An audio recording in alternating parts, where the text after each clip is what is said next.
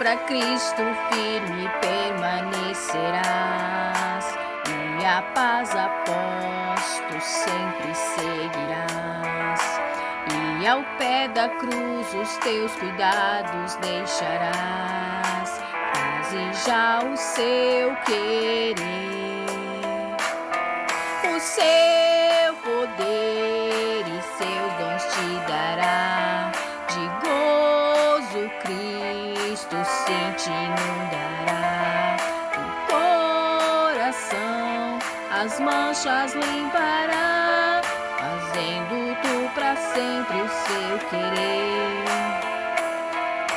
Queres ir após de Cristo e carregar a cruz, queres conhecer a paz que dá Jesus, queres que te guie com a verdadeira luz, faze já o seu querer, o seu poder e seus dons te dará, de gozo Cristo sim te inundará, o coração as manchas limpará, fazendo tu pra sempre o seu querer.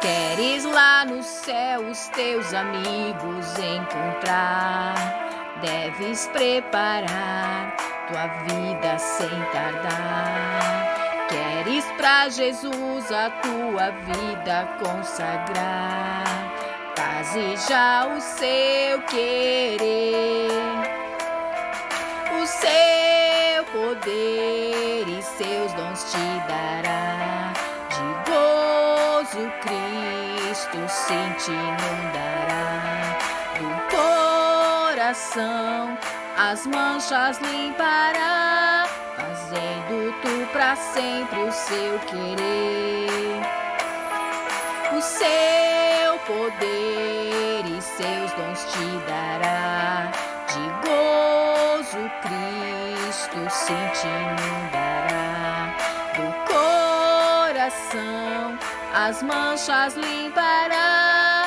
fazendo tu pra sempre o seu querer.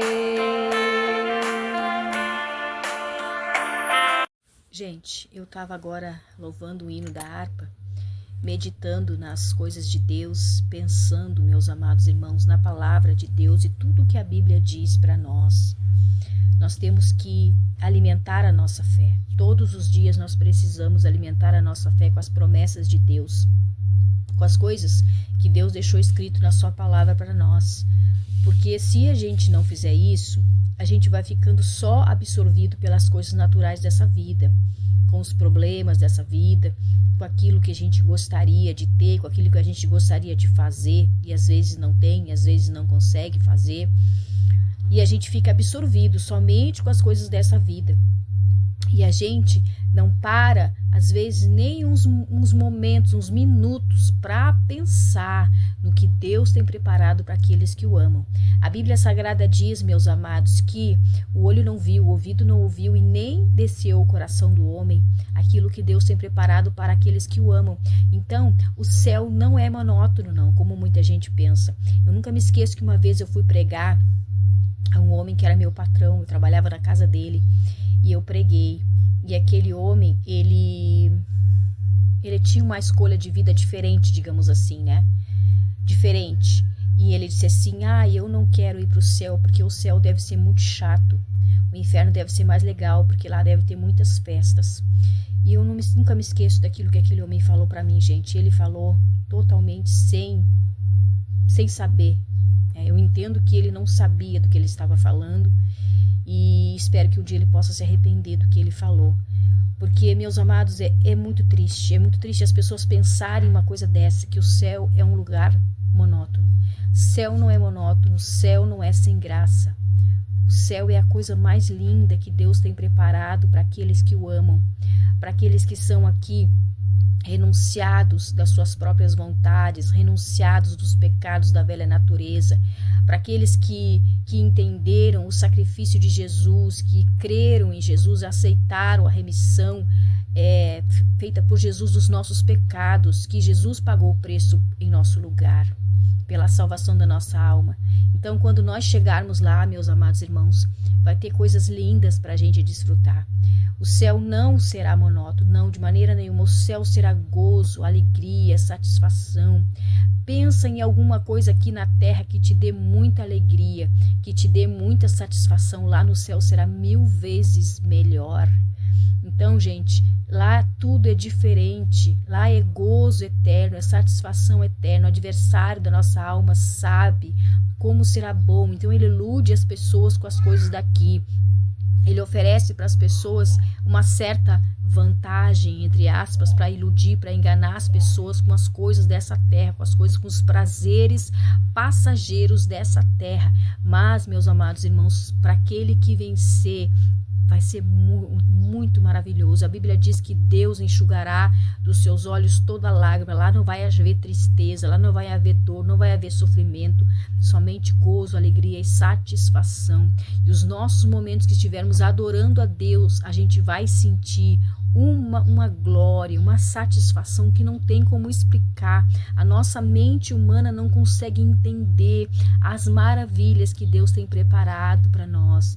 Então, gente, vale a pena sim a gente pensar no céu, vale a pena sim, meus amados, a gente congregar, por que é tão importante a gente congregar? Não é que seja só congregar, mas é importante a gente estar congregando sim no ministério ao qual Deus nos colocou.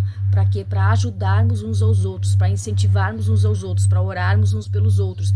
Porque ali a gente ouve a palavra, a gente alimenta a nossa alma, a gente fortalece a nossa fé, a gente intercede uns pelos outros, a gente faz a obra de Deus. Ali a igreja, o quartel-general de Cristo, onde Deus se manifesta, nos dando ali a sua palavra, que é o alimento para nossa alma.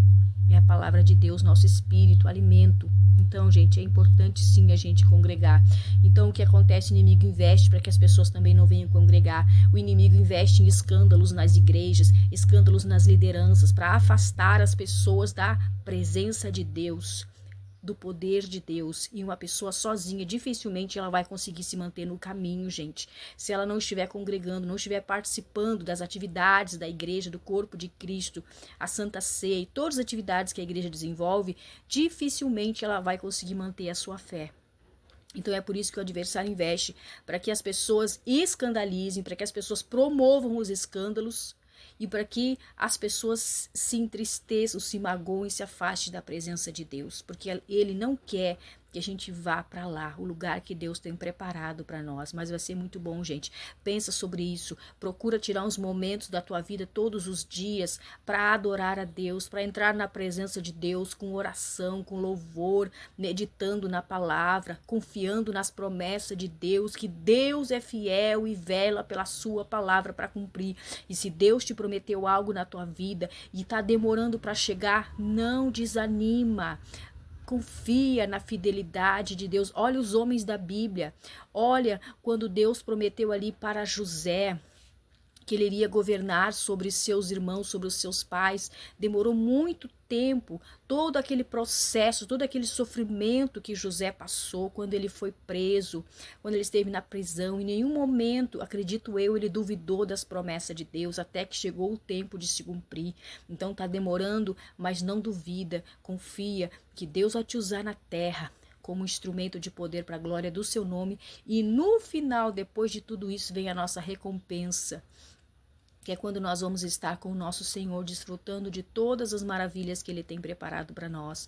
Então, meu irmão, minha irmã, não desanima, seja fiel. Vale a pena ser fiel, vale a pena renunciar ao pecado, vale a pena não ceder à tentação, vale a pena guardar as promessas da palavra de Deus, a obediência à palavra de Deus, desfrutar das promessas que Deus tem para nós, tá, meu irmão? E se você ainda não é cristão e esse vídeo chegou até você, pensa sobre isso. Deixa Jesus Cristo entrar no teu coração. Deixa Jesus Cristo transformar a tua vida, te libertar da escravidão do pecado, das coisas que te enganam, que te iludem.